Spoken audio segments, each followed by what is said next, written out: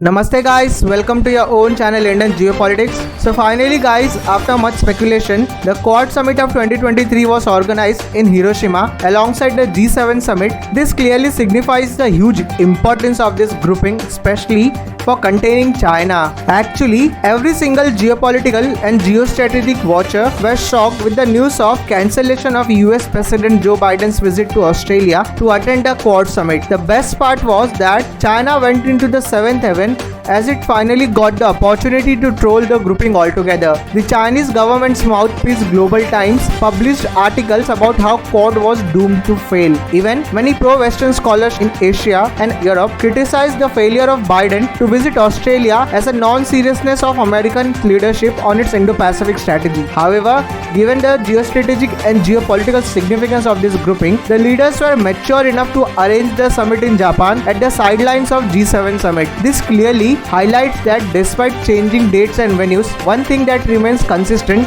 is the firmness to contain the dragon without giving it the opportunity to spread its poison any further across the Indo-Pacific. Some of the important aspects that were discussed at this summit were the Quad principle of clean energy supply chains to ensure availability of cheap renewable energy sources. Also, the Quad Infrastructure Fellowship Program was announced to support policymakers and practitioners in the region to design, build and manage sustainable and viable infrastructure in their countries in countering China's Belt and Road or BRI initiative. Further, Partnership for Cable Connectivity and Resilience was organized which would allow scholars from these four nations to collectively collaborate in designing, manufacturing and laying and maintaining of the undersea cables to secure and diversify critical network as internet has become the fundamental right in 21st century. Further, the Quad countries also announced support for small-scale ORAN or Open Radio Access Network in Palau. This would ensure establishing a communication infrastructure network across Indo-Pacific against China's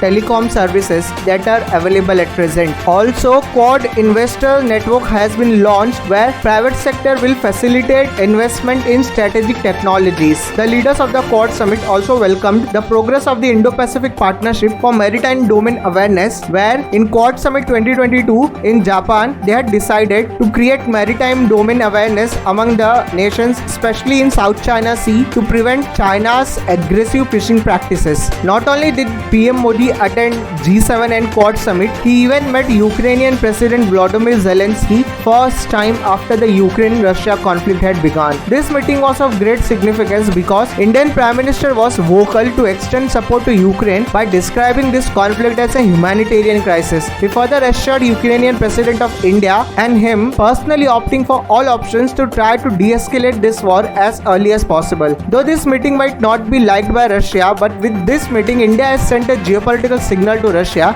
that its actions are hurting India's geopolitical interests and Russia needs to sit on the diplomatic table for resolution of the conflict. This summit further echoed the rising of significance of India as a global player as the Quad Summit's final statement repeated words of Indian Prime Minister Narendra Modi of this era not being an era of war. After this G7 Quad Summit and meeting with Zelensky, Indian Prime Minister Narendra Modi will attend the third summit of the Forum for Indo-Pacific Islands Cooperation jointly with James Marape, Prime Minister of Papua New Guinea. In this summit, leaders of all the Pacific Island countries will be attendee. Initially, American President Joe Biden was supposed to visit Papua New Guinea along with Indian Prime Minister Narendra Modi, which would have sent a strong signal to China, but due to the looming financial issues in USA, Joe Biden had to cancel this visit at last moment. But this summit will enhance India's status in Pacific Island region as a security provider and will also allow India to counter China's growing influence in this region. This would also allow India to taste the global leadership quality.